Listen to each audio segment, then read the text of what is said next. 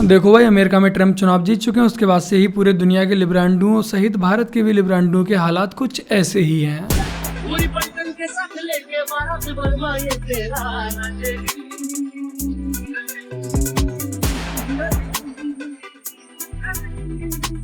America में सत्ता में आने के लिए पूर्ण बहुमत के लिए आपको 270 सीटें चाहिए होती हैं, जिसमें डोनाल्ड ट्रंप 277 सीटें लेकर आ चुके हैं। और इस समय ट्रंप को अमेरिका का हिंदू हृदय सम्राट भी बोला जा रहा है, और वो क्यों बोला जा रहा है वो आप लोग इस वीडियो को देखकर समझ जाएंगे।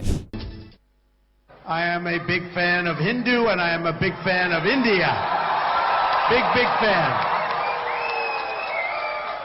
Big fan. Let me start by stating right up front that if I'm elected president, the Indian and Hindu community will have a true friend in the White House that I can guarantee you that I can tell you. एक ऐसा नेता जो America का दूसरी बार राष्ट्रपति बनकर आ चुका है, वो खुलकर स्टेज से बोलता है कि मैं हिंदुओं का व इंडिया का बहुत ही बड़ा फैन हूँ। जहाँ हमारे देश में विपक्ष के नेता हिंदुओं के समर्थन में बोलने से डरते हैं, बोलना भी नहीं चाहते हैं, वही अमेरिका का 2 बार का चुना हुआ राष्ट्रपति खुलकर हिंदुओं के समर्थन में बोलता है। इससे ज्यादा और क्या चाहिए। बाकी का अमेरिका के हमारे हिंदू भाइयों ने भी दिखा दिया है कि जो हमारे साथ खड़ा है हम उसके साथ खड़े हैं। अरे हम 2 भाई, दोनों तो भाई। तो राम राम मेरे प्यारे भाइयों के हलचल मजा में एक बार फिर से आप सबका स्वागत है अपने चैनल सैफरॉन पैट्रियट में। और मैं आपको भाई दुर्गेश लेकर आ चुका हूँ एक और नई वीडियो। अब आपको आगे जो नेक्स्ट क्लिप दिखाने जा रहा हूँ उससे पहले बता दूं कि अमेरिका के इस चुनाव में एक मेन मुद्दा था इलीगल इमिग्रेंट्स यानी कि अवैध घुसपैठिए। तो कमला हैरिस जो कि ट्रंप के अगेंस्ट में खड़ी हुई थी, वो इलीगल इमिग्रेंट्स को फुल सपोर्ट कर रही थी। उनका कहना था जो अवैध घुसपैठिए उन्हें अमेरिका में रखा जाए, अच्छी रहने की सुविधाएं मुहैया करवाई जाए। और ट्रंप का कहना था कि जो अवैध घुसपैठिए उन्हें अमेरिका में ना रहने दिया जाए, और जो बाहर के घुसपैठिए आ रहे हैं उन पर भी प्रतिबंध लगाया जाए। तो अब आपको जो क्लिप दिखाने जा रहा हूँ उस क्लिप में ट्रंप के समर्थक कुछ इलीगल इमिग्रेंट्स यानी कि अवैध घुसपैठियों को एक अमीर लिबरल महिला के घर पर ले आए थे जो कि कमला हैरिस की सपोर्टर थी। So you would do anything for like all the illegals I and think we stuff? have to be fair. Guys, this is great. I think we found a new home for you guys. What guys? There you go. Is that your bus? Yeah. I don't understand what this is all. The immigration. They're gonna move into your house. They are Yeah. not. What do you mean? You just said you wanted to support everyone though. Okay, that I don't. No, they're Guys, not we violent. got a They're new not house. violent. They're good. They're Oh no, like hop it! Like just like you guys did before. Thank you very much. Can they stay for dinner? Wait. Sorry. Well, we have your signature. You guys got to drive back down south. Back to Home Depot. यही तो इन लिबरांडुओं का दोगलापन है। घुसपैठियों को अपने देश में तो घुसा लेंगे, लेकिन जब बात आएगी अपने घर में घुसाने की तब दरवाजे बंद कर लेंगे। जब तुम किसी इलीगल इमिग्रेंट्स को अपने घर में नहीं घुसने दे सकते हो तो भला अपने देश में ऐसे कैसे घुसा सकते हो।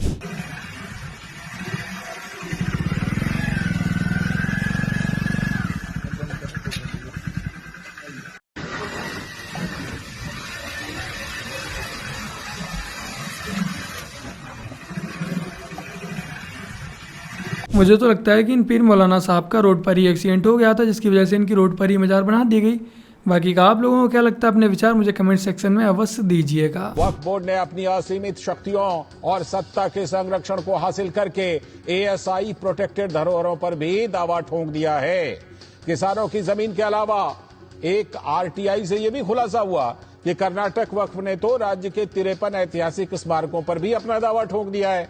आज एक ऐसे विषय पर बात करना जरूरी है जो कि न हमारे सिर्फ इतिहास से जुड़ा बल्कि हमारी संस्कृति और हमारी जमीनों के अस्तित्व को भी चुनौती दे रहा है। कर्नाटक में जहाँ पर इस समय कांग्रेस की सरकार है, वहाँ पर वक्फ बोर्ड का एक बहुत ही बड़ा दावा सामने आया है। वक्फ बोर्ड ने अब राज्य के 53 ऐतिहासिक स्मारकों पर अपना दावा ठोक दिया है। इन स्मारकों में कुलबर्गी का किला, गोल गुंबज, बीदर का किला जैसे दर्जनों ऐतिहासिक महत्व की जगह हैं।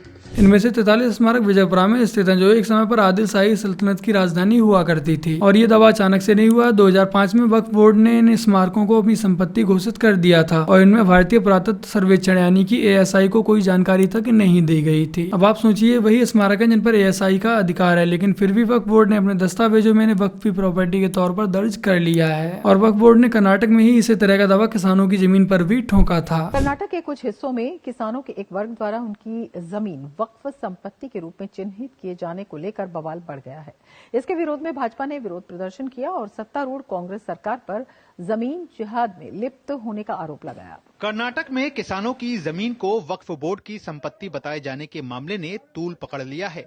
विपक्षी दलों ने मुख्यमंत्री सिद्धारमैया पर जमकर निशाना साधा है। वक्फ बोर्ड ने विजयपुरा जिले के किसानों को नोटिस भेजकर उनसे 1500 एकड़ जमीन खाली करने को कहा था। जब वहां पर किसानों ने एकत्रित होकर अपनी आवाज उठाई और इसका विरोध किया, तब जाकर सरकार ने कहा कि जो किसानों की जमीन है वो कहीं भी नहीं जाएगी, किसानों को ही वापस मिलेगी। अब आप विचार कीजिए, जब एक साथ कई किसानों ने मिलकर इसका विरोध किया तब ही जाकर किसानों को किसानों की जमीन वापस मिली, वरना ये जमीन आराम से वक्फ बोर्ड अपने पेट में पचा जाता। मामले को तूल पकड़ता देख मुख्यमंत्री सिद्धारमैया ने अधिकारियों को निर्देश दिए थे कि किसानों को जारी सभी नोटिस तुरंत निरस्त किए जाएं। साथ ही कहा था कि बिना उचित सूचना के भूमि रिकॉर्ड में किसी भी अनधिकृत संशोधन को भी रद्द किया जाए। मुख्यमंत्री के इस फैसले के बावजूद भाजपा ने विरोध प्रदर्शन किया और वक्फ मंत्री जमीर अहमद खान को मंत्रिमंडल से बर्खास्त करने की मांग की है। वहीं कर्नाटक में वक्फ भूमि मुद्दे पर विवाद पैदा होने के बाद वक्फ संशोधन विधेयक के लिए गठित संयुक्त संसदीय समिति के अध्यक्ष और भाजपा सांसद जगदम्बिका पाल ने विजयपुरा जाने की घोषणा की है। जगदम्बिका पाल विजयपुरा जिले में उन किसानों से मिलेंगे जिनकी भूमि को हाल ही में वक्फ संपत्ति घोषित कर दिया गया है। भाई, जो जमीन वक्फ की नहीं है उस पर एक बिना कोई टाइटल सूट या बिना कोई उसके स्वामित्व डिसाइड हुए वक्फ की नोटिस दे दी जाए, जिससे हजारों फार्मर्स में असंतोष हो गया। इस मुद्दे को लेकर विजयपुरा के विधायक बासनगौड़ा पाटिल, यत्नाल और केंद्रीय मंत्री शोभ करंदलाजे ने जिला उपायुक्त कार्यालय के बाहर अनिश्चितकालीन धरना शुरू किया। शोभा करंदलाजे ने कहा है कि कांग्रेस सरकार कर्नाटक में भूमि जिहाद फैला रही है। वहीं भाजपा सांसद तेजस्वी सूर्या ने प्रदेश सरकार पर किसानों को लूटने का आरोप लगाया। कांग्रेस सरकार कर्नाटक में एक्टिव हो गया।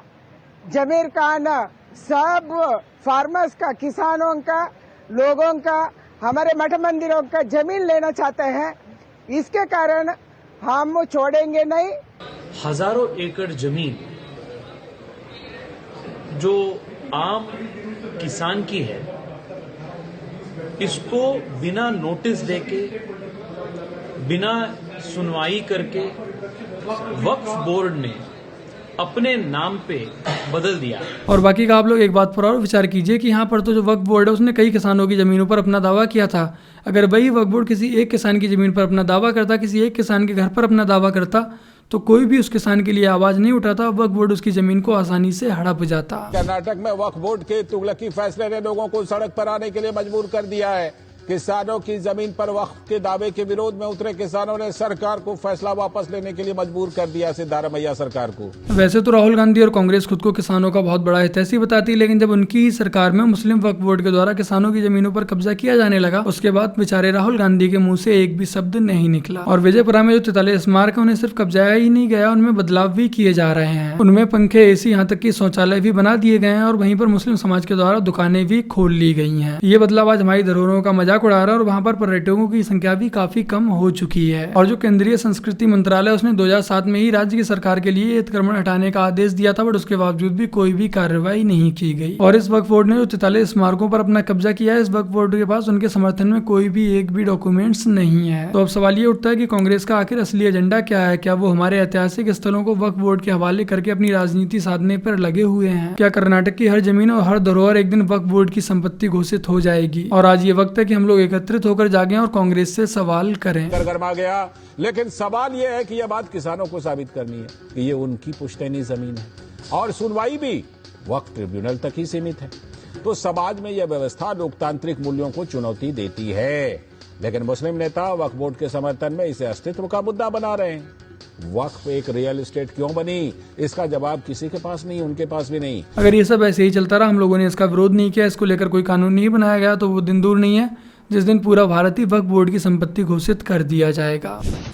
आपको जानकर हैरानी होगी कि इस मंदिर के आम जनता के लिए दरवाजे खुलने के बाद एक दिन में, आप तस्वीरें देखिए बॉस, अबू धाबी के इस मंदिर में एक दिन में 65,000 लोगों ने दर्शन किए। 65,000 लोग।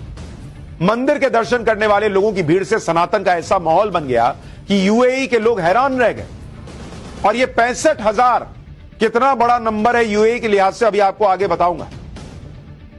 मंदिर आने वाले लोगों की भीड़ को देखते हुए यूएई की सरकार को दुबई से अबू धाबी में इस मंदिर के लिए अलग से स्पेशल रूट बनाना पड़ा है, ताकि मंदिर जाने वाले श्रद्धालुओं को कोई तकलीफ ना हो, उन्हें किसी तरह के ट्रैफिक में ना फंसना पड़े। आप मंदिर परिसर में लोगों की भीड़ देखिए। इस मंदिर के दर्शन के लिए यूएई के अलावा ब्रिटेन और अमेरिका से भी लोग यहां पहुंच रहे हैं। आप देखिए ना, खचाखच इस्लामिक राष्ट्र, जहां पहले एक मंदिर ढंग का नहीं दिखता था, छोटा सा कोई मंदिर था, आज की डेट में भव्य मंदिर भी बन गया और एक एक दिन में 65,000 लोग दर्शन करने पहुंच रहे हैं बीएपीएस के इस मंदिर में। तो बस मेरे प्यारे भाई बहनों, आज की अपनी इस वीडियो में इतना ही। वीडियो को लाइक, शेयर, कमेंट और अपने इस चैनल को सब्सक्राइब आज से कर लीजिएगा। चलिए जल्द मिलते हैं एक और नई वीडियो के साथ, तब तक के लिए जय हिंद, वंदे मातरम, जय Shri Ram.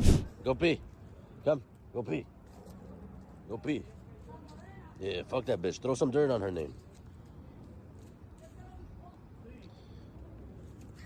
Yeah. Yeah, this is Trump dog. Hell yeah. That's it.